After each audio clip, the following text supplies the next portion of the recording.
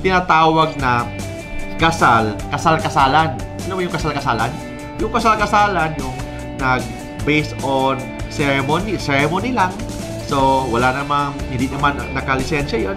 Purely for pictorial purposes, for documentary purposes. Ibig sabihin, hindi lahat ng kasal.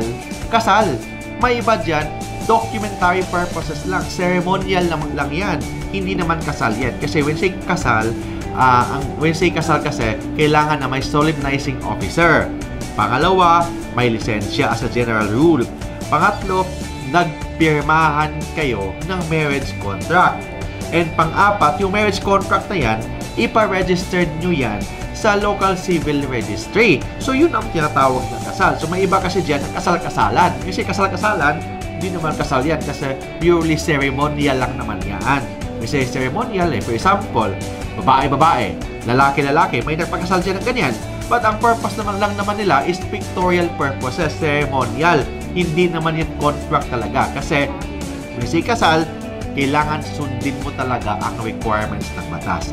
Dapat isurable ninyo na pag pumasok kayo sa relasyon, walang sabit kay Mark. Mas maganda, bago ka magpakasal ng pangalawa, mag-file ka muna ng annulment of marriage.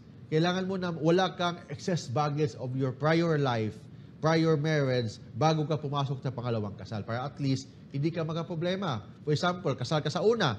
Pag magpakasal ka ng pangalawa, pwede ka maging liable ng bigamy. Tapos, yung mga anak mo sa second marriage mo, maging illegitimate child.